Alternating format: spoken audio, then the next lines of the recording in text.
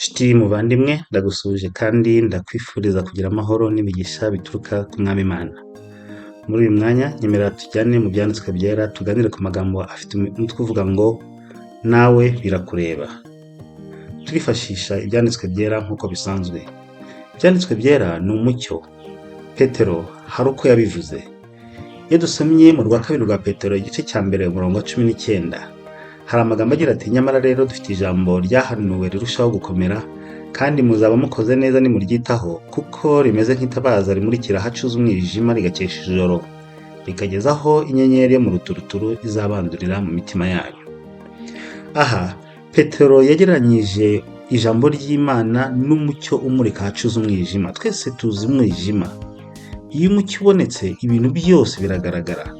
Uko niko ijambo ry'Imana iyo rigeze mu mitima yacu ribasha guhishura ibihishwe. Ndasaba Imana yo mu ijuru kugira ngo Mwuka Wera wandikishije iri jambo abe ari we uridusobanurira kandi atubere umwigisha mukuru muri iki cyigisho mu izina rya Yesu. Tugiye kuganira ku magambo meza, turaza ahangaha kwibanda ku mateka y'intumwa Petero. Mu minsi ya nyuma Yesu n'abigishwa be hari umuburo Yesu yatanze. Igihe Yesu yari hano kuri iyi si mu minsi ye ya nyuma, iyo dusomye muri Luka igice cya 22 mirongo 31 kugeza ku mirongo 34, hari amagambo agira ati kandi umwami Yesu aravuga ati Simoni Simoni, dore Satani yabasabye kugira ngo bagosore nk'amasaka, ariko weho ndakwingingiye ngo kwizera kwawe kudacogora, nawe numara guhinduka ukomeze bagenzi bawe. Iri ryari itangazo. Murumva ko Yesu yarabwiye abigishwa be yuko hari ibihe bidasanzwe bari bagiye kwinjiramo. Ariko kandi abwira Petero, aramubwira ati nakwingingiye kugira ngo kwizera kwawe kudacogora. Nyuma y'ibyo bihe bikomeye biteye ubwoba muraza kunyuramo mugacika intege, numara guhinduka ukomeze bagenzi bawe. Mu yandi magambo, aha Yesu yarahishuriye intumwa yuko rwose hari ibihe bagiye kunyuramo kandi bose bikabagusha. Ariko nimurebe ukuntu Petero yabyakiriye. Petero bishingiye kunaniye no kwiyumva ndetse no kuba hari amateka yari yiyiziho akomeye. Muribuka yuko uyu Petero Yesu yari yarigeze amuha amahirwe yo kugenda hejuru y'amazi biremera. Uyu Petero hari byinshi yari yarabashije kugenda akora akoreshejwe n'imbaraga ya Kristo kandi bigashoboka muri we. Bigeraho bituma Petero yiyumvaho isumbwe. Maze asubiza Yesu umurongo wa 33 aramubwira ati mwami niteguye kujyana nawe mu nzu y'imbohe ndetse no mu rupfu. Mu yandi magambo, aha ni nkaho Petero yarabwiye Yesu ati icyo ngicyo uvuze rwose ntabwo ari cyo, ahubwo njyewe niteguye kujyana nawe no mu nzu y'imbohe ndetse no mu rupfu. Umurongo wa 34 aha ni Yesu wamusubije aramubwira ati Petero ndakubwira yuko uyu munsi inkoko itaza kubika utaranyihakana gatatu kutanze. Aha Yesu yari yongeyeho ikindi kintu gikomeye cyane. Petero mu gihe we yibwiraga yuko yiteguye kujyana na Yesu mu nzu y'imbohe yewe ngo no mu rupfu, ahangaha Yesu ahubwo yamubwiye n'ikindi kintu gikomeye cyane ati ahubwo wowe inkoko itaranabika uraza kuba umaze kunyihakana gatatu kutanze. Iri ryari itangazo riteye ubwoba kuri Petero. Ariko se ushobora kwibaza kuki Petero ubundi ibi bintu yumvaga atabyemeye muri we, kuki yumvaga bitashobora kumubaho kuri we? Ubundi hari ikibazo gikomeye cyane cyabaye kuri Petero, akenshi gishingiye ku cyo nakwita kwigeranya n'abandi. Muribuka yuko iri tangazo Yesu yari arihaye intumwa zose ziri kumwe. Ubutumwa muri make bwatanzwe muri rusange. Ubutumwa bwahawe intumwa zose. Mu yandi magambo babwirwa yuko ibya Yesu bigiye kubagusha. Babwirwa yuko ibihe biri imbere bose bagiye gucika intege. Iyo rero itangazo ritanzwe muri rusange cyangwa icyigisho gitambutse muri rusange, hari ubwo umuntu atekereza yuko ibirimo bivugwa hari abandi bigenewe ahari we bitamureba. Iki nicyo cyabaye kuri Petero, aho aratekereza yuko mu byo Yesu ari kuvuga arimo abwira izindi ntumwa, arimo abwira abandi yatekerezaga yuko baciye bugufi kuko we yibwiraga yuko abarenze, yuko afite isumbwe kuri bo. Iki rero giterwa no kutimenya. Akenshi iyo umuntu atekereza yuko atandukanye n'abandi, iyo umuntu yibwira yuko warenze, iyo umuntu yibwira yuko we hari urwego runaka yagezeho, ikosa rikomeye bishobora gutuma atamenya ahantu intege nke zaba ziri. Hanyuma igihe cyose ibyanditswe bigize icyo bivuga, igihe cyose hari umuburo utambutse cyangwa se hari ugucyaha kubayeho, akibwira yuko ibyo ngibyo bireba abandi ariko we bitamureba. uko kutimenya kandi ukibwira yuko uzi abandi ni ikibazo gikomeye cyane. Ibi akenshi iyo bishingiye mu kuba umuntu yumva ko hari isumbwe afite kurusha abandi, hari n'ubwo bituma adashobora guca bugufi muri we, ugasanga ni umuntu utajya uca bugufi rwose muri we.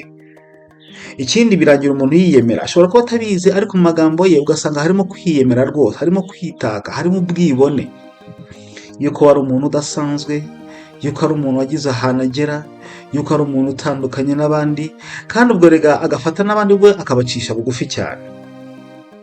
Ibi rero bijyanye no kwibona no kwigaragaza nibyo byatumye umutima wa Petero utaba witeguye kwakira iryo jambo Yesu yaravuze yuko ibigiye kubaho mu kanya bose birabagusha, ndetse bituma Petero ari nkaho ahakanye ubuhanuzi Yesu yarashyize hanze yuko bose baraza kugwa, kandi Yesu yaramaze no kumubwira ati ariko nakwingingiye numara gukomera ukomeza abandi. Ubundi iryo tangazo ryari rihagije kuri Petero, yagombaga guhita ajya mu mwanya wo kwitegura no gusaba imbaraga cyane kugira ngo ataza rwose kugwa mu bishuko. Ariko nimurebe, Petero ni nkaho yahakanyije umwami Yesu ati ibyo uvuze simbyemeye pe.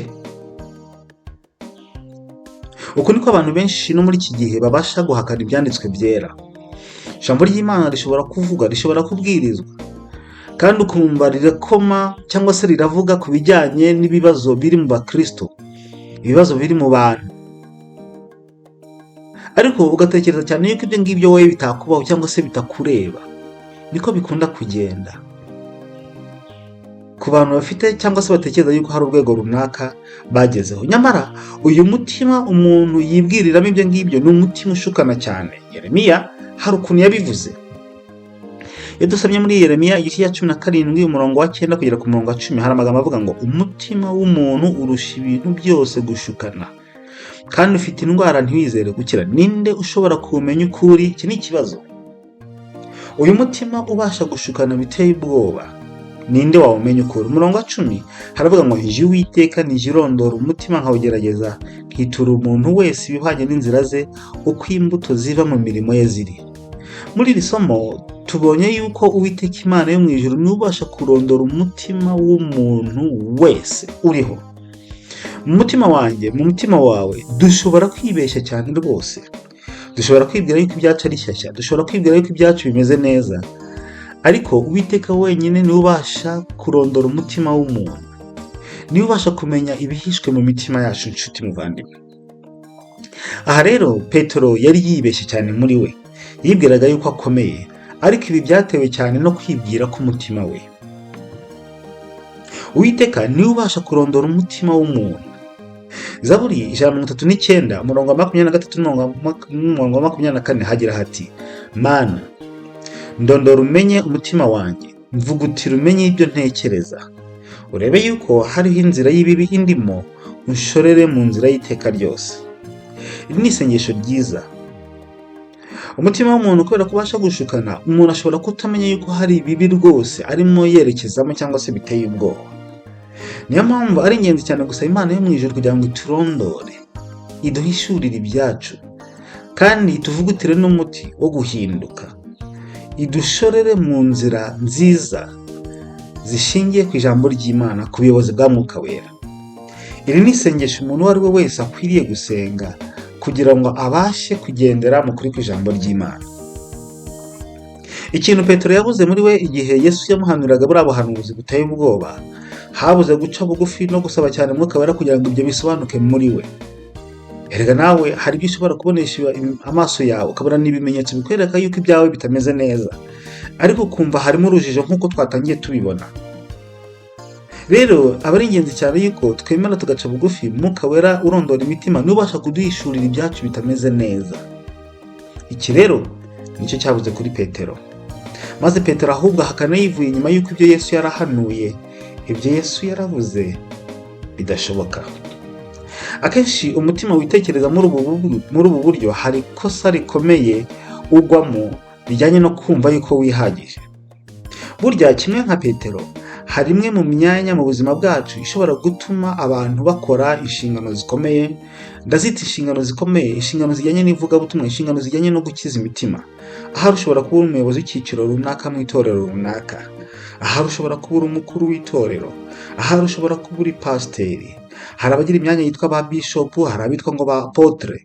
Imyanya itandukanye abantu bose bashobora kubamo, ushobora kuba uri umuririmbyi ukomeye, ushobora kuba umudiyakoni, yewe hari n'izindi nshingano zitandukanye zishobora kuboneka mu itorero runaka, maze izo nshingano kubw'impano zitandukanye Imana yagiye itanga ukaba wazikora kandi ukazikoramo umurimo rwose ukomeye cyane.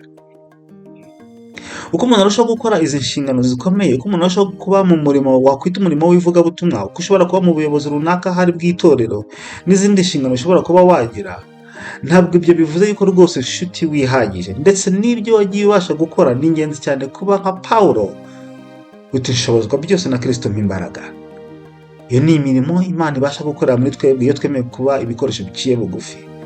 Ariko ibitandukanye n'ibyo uzasanga umuntu iyo hagize ibintu runaka akora, ahari bishingiye ku mpano zitandukanye afite, impano rega ni nyinshi, hanyuma bishingiye ku mpano rero zitandukanye umuntu afite akagira ibintu akorwa ndetse bigatuma hari yubahwa muri rubanda, hari ubwo umuntu ashobora kugera ahantu atekereza yuko yihagije, cyangwa se hari urwego runaka yagezeho, cyangwa se hari isumbwe afite ku bandi.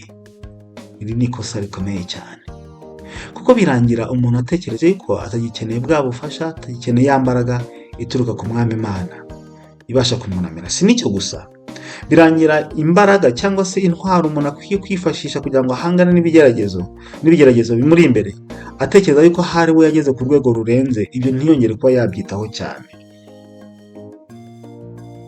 Niyo mpamvu tugendeye ku rugero cyangwa se ku nkuru twahereho ya Petero, bigaragara ko Petero atari yiteguye urugamba yari arimo. Petero nubwo yahakanye ndetse akabwira Yesu ko yiteguye kujyana nawe, yewe kugera no mu rupfu, ariko ibyakurikiye bigaragara yuko Petero atari yiteguye urugamba rwose.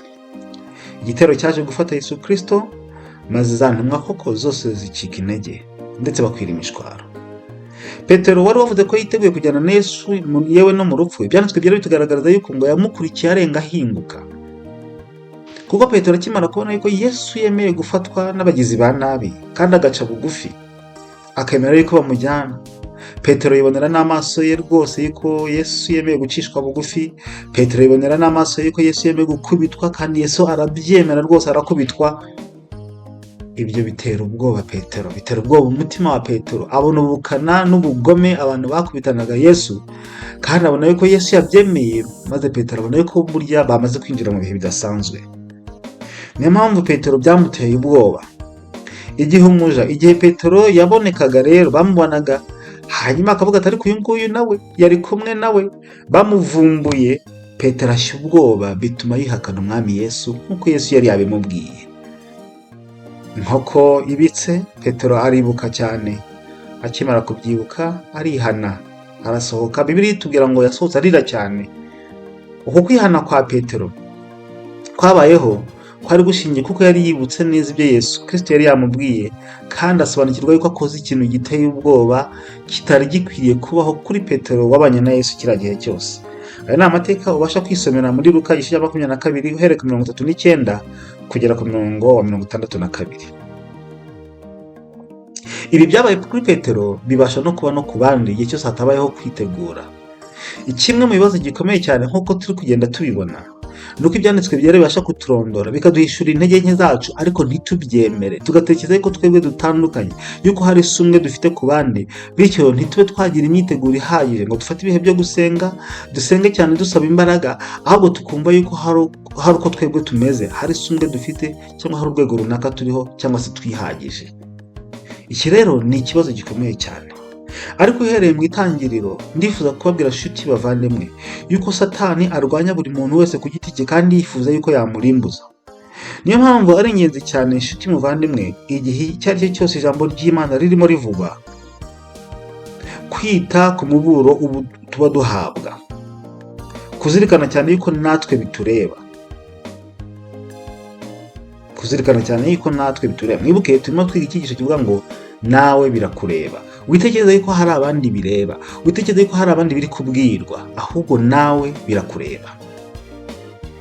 Nimwibuke amateka ajyanye na Kayini na Abeli. Kayini na Abeli bari abana ba Adamu, murabyibuka. Aba nyuma y'icyaha bari basobanukiwe neza yuko igitambo kiva amaraso cyashushanyaga Kristo wagomba kuzapfira ku musaraba, ari cyo gitambo gigomba guhora gitambirwa ibyaha kandi abantu bakabikora mu rwego rwo kwihana. Iki cyari gisobanutse rero mu mitima y'aba bana. Hanyuma uwitwa Abeli abiha agaciro cyane, igihe cyose akaba ari cyo akora. Hanyuma uwitwa Kayini atekereza cyane ko ashobora gutamba n'ibindi.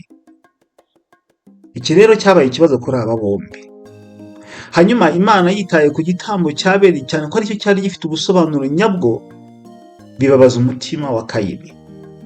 Iyo dusomye mu Itangiriro igice cya 4:6 kugeza ku 7, haravuga ngo Uwiteka abaza Kayini ati niki kikurakaje kandi niki gitumye ugaragaza umubabaro?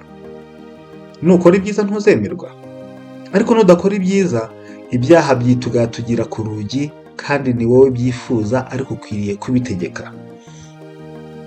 Aya magambo yabwiwe Kayini muri kiriya gihe na n'uyu munsi arabwirwa buri muntu wese muri uyu mwanya unteze amatwi. Satani azi neza ikintu ashobora gukora, azi neza ahantu ushobora gucika intege, ndetse igihe cyose agerageza kuhakurwanyiriza. Ubwo niko ijambo rivuga ngo ibyaha byitugatugira ku rugi kandi ni wowe byifuza ariko ukwiriye kubitegeka. Wirebe imigisha y'abandi, wirebe ibiri kuba ku bandi, ahubwo saba Mwuka w'Imana arondora ibyawe, aguhishurira aho ufite intege nkeya n'ibyo ukwiriye guhinduka. Ariko igihe wikuyeho amaso ukayerekeza ku bandi, bibasha gutuma utamenya ibyawe, bibasha gutuma utamenya aho ukwiriye gushyira imbaraga n'ibyo ukwiriye guhindura. Iri jambo ryabwiwe Kayini na n'uyu munsi riracyabwirwa umuntu uwo ari we wese ugerageza kureba iby'abandi no kwita ku by'abandi, bikarema ishyari mu mutima we aho kwitekereza cyane ku bye. Icyaba ari ikibazo kandi gikomeye cyane. Nshuti muvandimwe, nawe birakureba, bireba abandi. Isomo Pawulo mu rwandiko Pawulo yandikiye Abaroma igice cya 2:21 kugera ku 24 hari amagambo akomeye cyane. Ahangaha Pawulo yatangagamo inama ndetse avugamo ingingo zikomeye cyane ati mbese wigisha abandi ntiwiyigisha, kuhana kwiba nawe ukiba. Tukiri kuri uyu murongo, ni gute abantu bashobora kuvuga yuko ari abakozi b'Imana? Ni gute abantu bashobora kuvuga yuko bigisha iby'agakiza ariko aka gakiza kadakorera muri bo? Kuki se umuntu yacyaha ibyaha agacyaha ibidakwiriye mu bwoko bw'Imana ariko we akaba ari byo akora? 22 kuvuga ngo ntugasambane nawe usambana.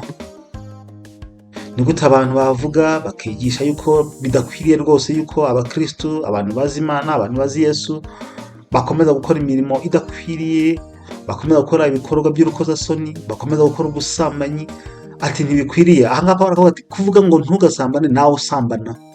Iki ni ikibazo kibazwa benshi muri iki gihe. Kuwanga ibishushanyo bisengwa nawe ukanduza urusengero, ko wirata amategeko nawe ugayisha Imana kuyacumura. Izina ry'Imana ritukwa mu bapagani ku bwanyu nk'uko byanditswe.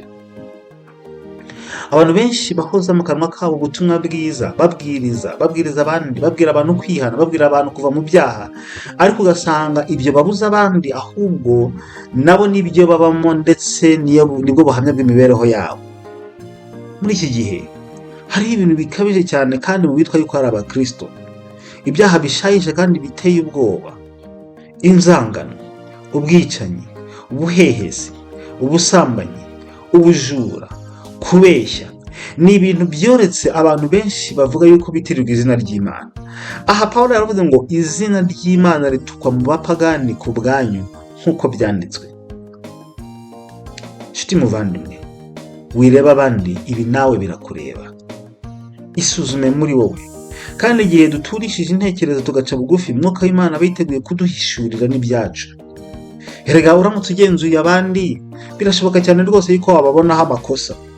Birashoboka cyane ko byakorohera kubona amakosa rwose ari ku bandi, kubona intege nke zabo. Ariko ahangaha ijambo ry'Imana riratubwira ngo nawe birakureba. Ca bugufi usaba Imana ihishura ibyawe. Ahari ushobora kuba uri mu nshingano koko zivuga butumwa, ahari hashobora kuba hari imyanya ukomeye urimo, bikaba byaratumye hari ibintu byinshi bitandukanye wagiye ubasha gukora muri uyu murimo, ariko si byawe ni shyashya.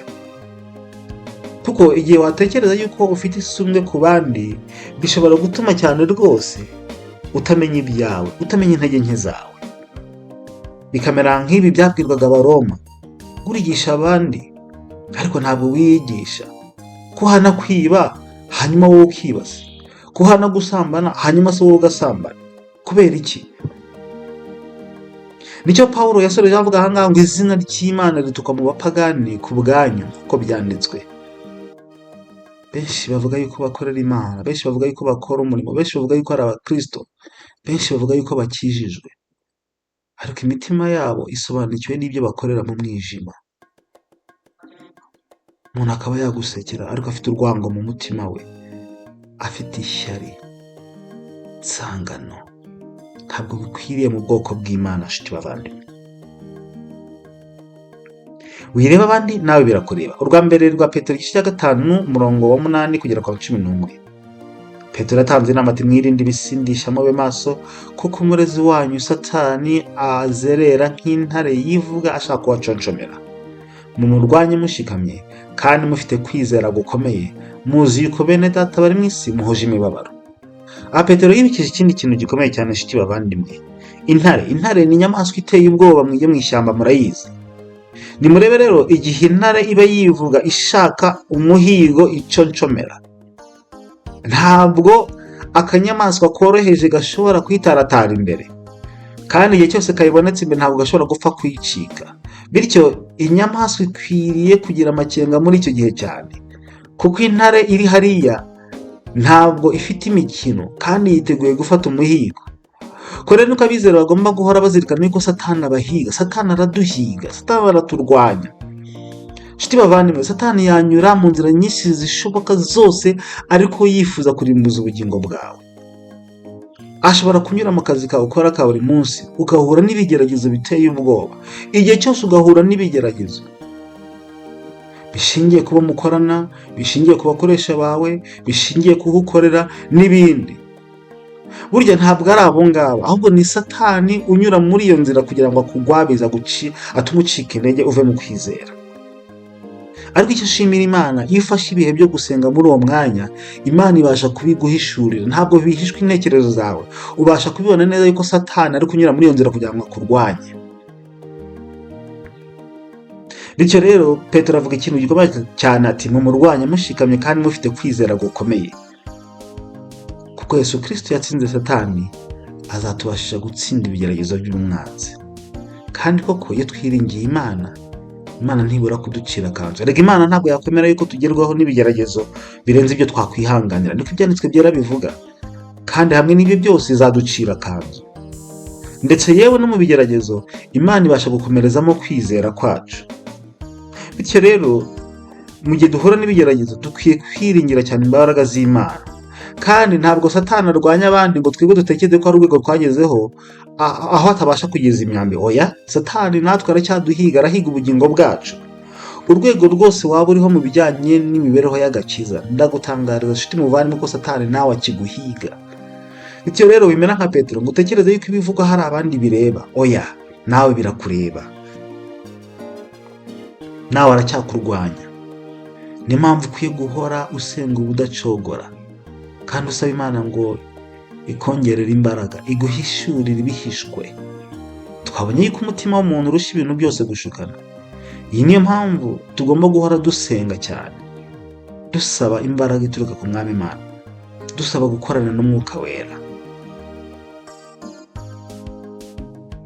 Hari umuburo rero burya ubaho uturuka mu byanditswe byera, ariko burya ubugenewe wowe ubwawe. Niyo byavugwa muri rusange, igihe cyose umuntu aciye bugufi agatega amatwi akumvisha amatwi y'umutima, Mwuka Wera hari ijwi ryongorera rivugana n'umutima wawe. Ezekiel 33:11 kugera ku 12 hari amagambo meza cyane avuga ngo ubabwire uti aha ni Uwiteka wabwiraga Ezekiel. Umwami Uwiteka aravuga ati ndirahiye sinezezwa no gupfa k'umunyabyaha, ahubwo nezezwa nuko umunyabyaha ahindukira akava mu nzira ye maze akabaho. Nimuhindukire mugaruke muve mu nzira zanyu mbi. Kuki mwarinda gupfa mwab'inzu ya Isiraheli? Kuki mwarinda gupfa? Ntabwo Imana inezezwa no gupfa k'umunyabyaha, oya.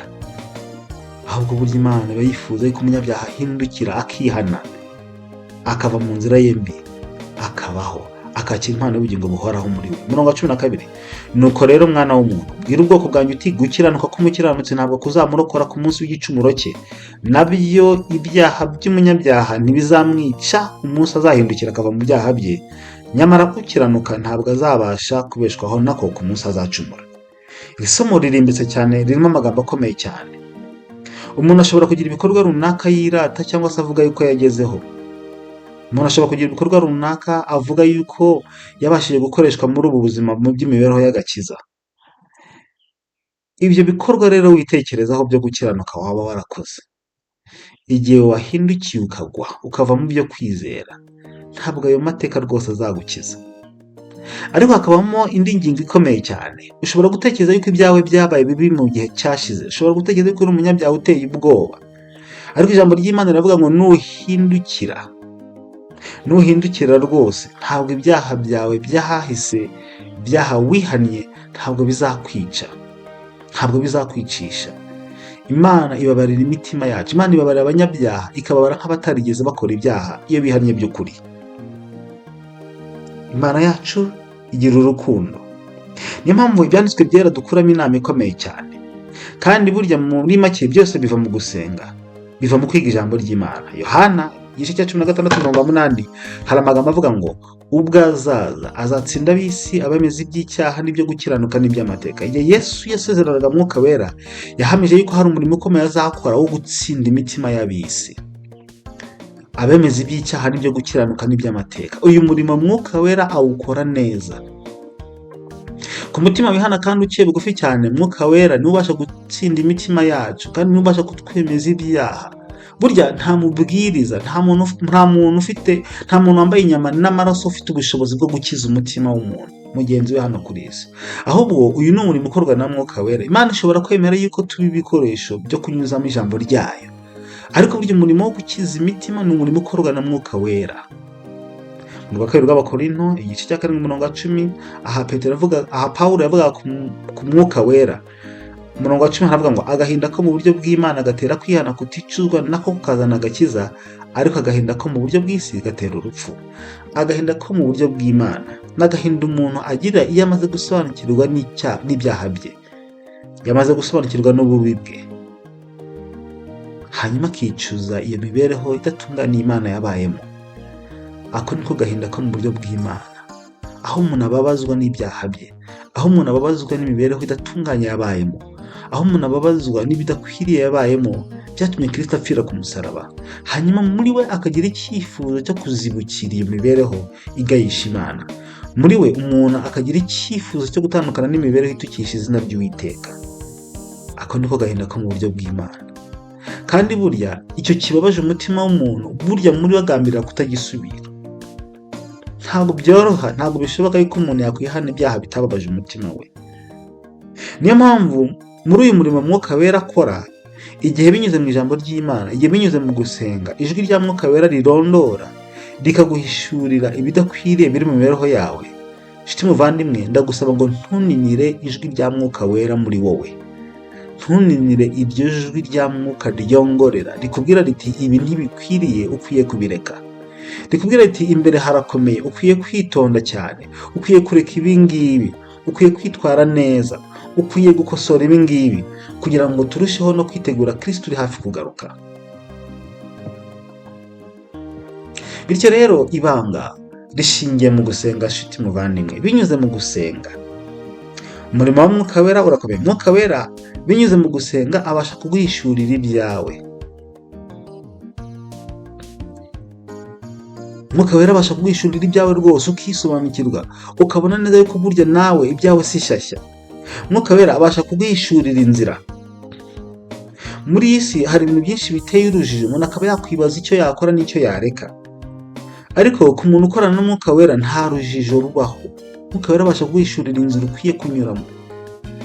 Mwuka Wera abasha kukongera imbaraga mu gihe cyo gucika intege.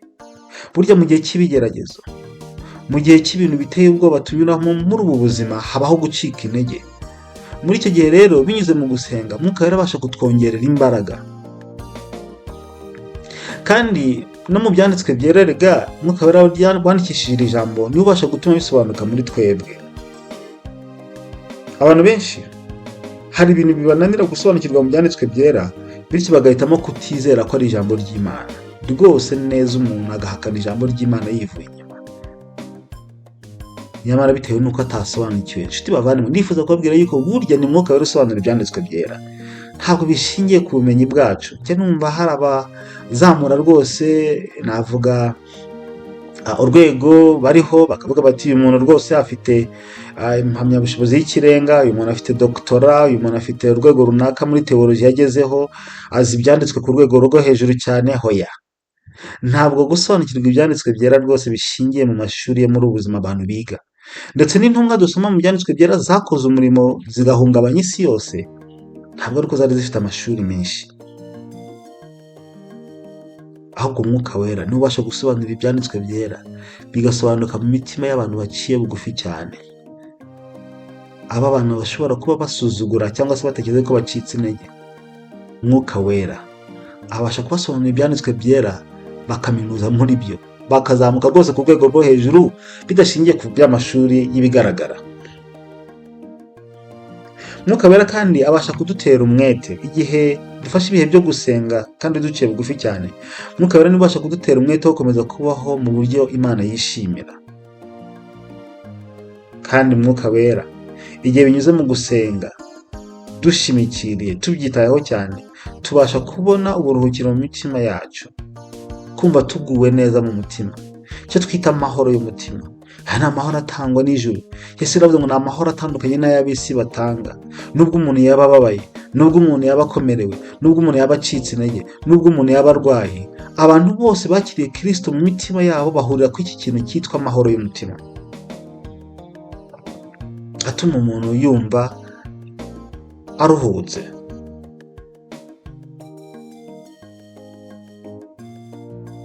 Kandi bibasha gutuma umuntu asabana n'ijuru, ndetse mu gusenga umuntu abasha gukomerezwa amasezerano. Yewe mu gusenga harimo inyungu nyinshi ku bugingo bwacu. Amasezerano y'Imana kuri twe ni amasezerano meza cyane kandi ni amasezerano menshi. Inshuti bavandimwe, Yesaya igice cya 18 kugera kwa 20 hari amagambo avuga ngo nimuze tujye inama, ni Uwiteka avuga, naho ibyaha byanyu byatukura nk'umuhemba birahinduka umweru bisa na shelegi, naho byatukura tukutuku birahinduka nk'ubwoya bw'intama bwera. Nimwemera mukumvira muzarya ibyiza byo mu gihugu, ariko nimwanga mukagoma inkota izabarya, kuko akanwa k'Uwiteka ariko kabivuze. Inshuti bavandimwe, ijambo ry'Imana aha riraduha amasezerano. Uwiteka aravuga ati naho ibyaha byanyu byatukura nk'umuhemba, naho byaba ari ibyaha byageze ku rwego rukomeye cyane, kuko Imana yacu ari Imana yifuza kugira imbabazi, yishimira kugira imbabazi. Imana iratubwira yuko ibasha guhindura imibereho yacu, ikatwambika gukiranuka kwa Yesu Kristo. Kandi ngo nitwemera tukumvira tuzarya ibyiza byo mu gihugu, ariko hakaba umuburo ukomeye cyane ngo nimwanga mukagoma inkota izabarya, kuko akanwa k'Uwiteka ariko kabivuze. Inshuti muvandimwe, ahari hari icyo Umwuka Wera ahishurira umutima wawe muri uyu mwanya. Ahari hari icyo Umwuka Wera arimo avugana n'umutima wawe. Inshuti muvandimwe, emera wumvira ijwi rya Mwuka Wera ryongora umutima wawe. Witekereza yuko hari abandi biri kubwirwa, ahubwo ni wowe ubwirwa, kuko nawe birakureba. Hanyuma wemerera ijwi rya Mwuka Wera, uce bugufi, usaba Imana guhindura amateka, kandi ni isezerano ryayo iba yiteguye kubikora. Amasezerano y'Imana kuri we iyo dusomye muri Matayo igice cya 11:28 kugera ku 30 twerekeza ku musozo. Isomo rivuga ngo mwese abarushye n'abaremerewe nimuze musange ndabaruhura. Mwemere kuba abagaragu banjye munyigireho, kuko ndi umugwaneza kandi norohereje mu mutima, kandi muzabona uburuhukiro mu mitima yanyu, kuko kunkorera kutaruhije n'umutwaro wanyu utaremereye. Kristo Yesu arakubwira nanjye ambwira ati mwese abarushye n'abaremerewe muze musange ndabaruhura. Ahari ibyijwi rya Mwuka Wera ryahishiye muri wowe, urumva umutima wawe uremerewe, urumva ibyawe koko nawe byarageze habi. Ahari nawe hari ibyo wakerekeje, ahari nawe hari ibyo utitayeho, ariko Yesu Kristo arakubwira ngo ngwino usange ndakuruhura. Kandi nk'uko Yesu yasezeranye, ibi abasha kubikora umutima wa buri wese, kugira ngo natwe nidukomera tubashe kuba inkomezi kuri bagenzi bacu. Inshuti muvandimwe, igihe ufata icyo cyemezo kizima, ndagusabira nanjye nisabira ngo Mwuka w'Imana Yesu yasezeranye agenderera imitima yacu kandi adutere kwihana gukwiriye, adutere gukomera muri ibi bihe bigoye kandi adushoboze kugendera mu mucyo w'ijambo ry'Imana Uwiteka ahishuye mu mitima yacu, mu izina rya Yesu, amena. Uwiteka Imana aguhe umugisha.